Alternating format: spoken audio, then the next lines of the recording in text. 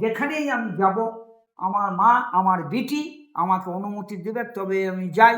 আমরা সবাই মা কালীকে মা বলে ডাকি, কিন্তু এখানকার পুরোহিত মশাই কি বলছেন? বলছেন বেটি। আর একটি কথা শুনলাম, এখানকার ঠাকুর মশাই নাকি সারাদিন কিছু খান না।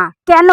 এর পেছনে কি রহস্য আছে? চলুন ঠাকুর মশাইয়ের মুখ থেকেই সবকিছু জেনে নি। প্রথম প্রশ্ন, মায়ের যত প্রচার করবে, মায়ের যত প্রচার তুমি করবে তত বড় জায়গা যাবে, তত তোমার মনোবাসনা পূর্ণ করবে।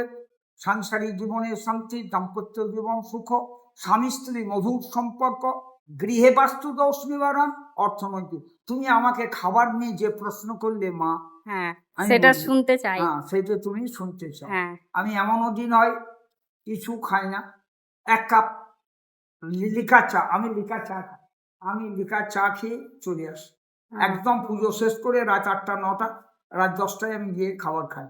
কিন্তু এই ডাক্তার আমার হাতটা ফ্র্যাকচারের পর একবার ডাক্তার ইনস্ট্রাকশন, আমি সব দিন খাই না, প্রায় দিনই খাই 2 পিস রুটি আর 2টি আলু ভাজা, আর কদিন ছানা খাচ্ছিলাম, ছানা গন্ডগোল। এই খেয়ে আমি মায়ের মন্দির, আজকে যেমন কিছু খেয়ে আসিনি, আজকে কোনো নটে কিনলাম, আর সকালে খাবার 1 কাপ চা কিনি।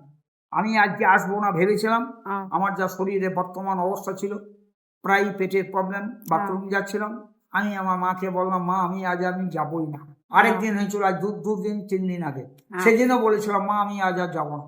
যাই হোক, মায়ের কৃপা, আমার মায়ের ডাক হলো, আমি 2:45 সময় আমার বিটির কাছে এসে আমি পুজো সম্পন্ন করেছি। আজকেও আমি ভেবেছিলাম, আজকেও বিটিকে বললাম আমি যাব না, আমার শরীর খারাপ, আমি কোনো মতেই যাব না।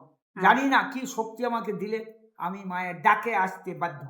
এই খাবার নিয়ে আমার মা যখন বলে, আমি চা খেতে যাই বলে যাই, চা খাই, জল খাই বলে খাই, খাবার খেতে যাই অনুমতি নিয়ে আমি যাই, এবং যেখানেই আমি যাব আমার মা আমার বিটি আমাকে অনুমতি দেবে তবে আমি যাই, তাছাড়াও আমি কোথাও যাই না। আমি আমার মেয়েদেরও বাড়ি এখন বন্ধ, আমার বিটির অনুমতি হবে তবে।